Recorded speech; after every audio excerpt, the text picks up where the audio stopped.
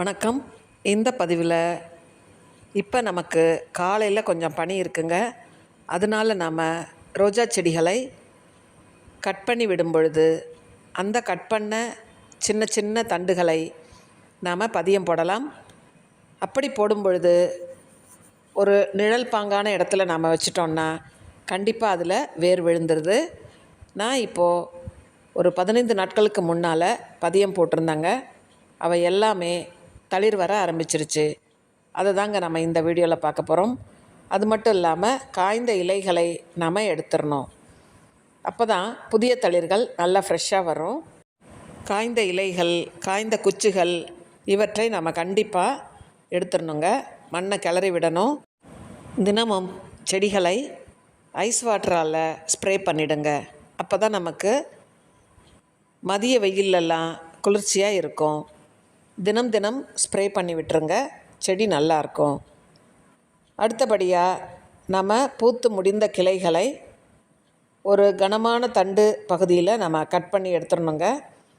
அப்படி எடுக்கிறத நம்ம வேஸ்ட்டாக தூக்கி போடாமல் அதை நீங்கள் சாதாரண மண்கலவையில் கற்றாழை ஜெல்லில் டிப் பண்ணிவிட்டு நீங்கள் நட்டு வச்சிடலாம். தினம் தினம் தண்ணி ஊற்றக்கூடாது. நீங்கள் நடுவதற்கு முன்பாகவே மண்ணில் தண்ணி தெளிச்சிருங்க.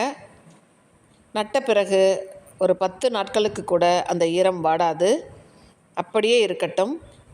அதன் பிறகு நாம் நட்ட அந்த கிளைகள் எல்லாமே தளிர் வர ஆரம்பிக்கும்.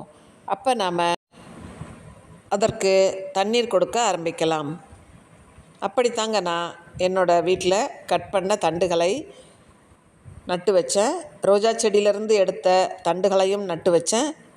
சாமந்தி செடிகளில் எடுத்த தண்டுகளையும் நான் நட்டு வச்சேங்க. இப்போது அதில் எல்லாமே அழகாக தளிர்கள் வந்திருக்கு. அது மட்டும் இல்லைங்க, வெள்ளை நிற நாட்டு ரோஜா பூக்கவும் செஞ்சுருக்கு.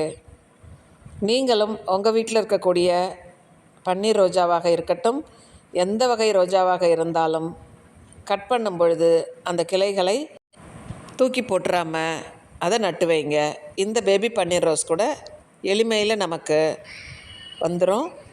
இப்போ பாருங்கள், நான் நட்டு வச்ச அந்த கிளையிலேருந்து இந்த நாட்டு வகை வெள்ளை சாமந்தி பூக்கவும் செஞ்சிடுச்சு.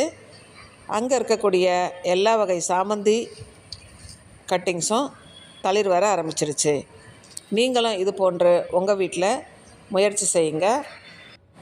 இது போலவே அழகாக தளிர் விட்டு வளர்ந்துடும். ஆனால் நேரடி வெயிலில் வைக்காதீங்க.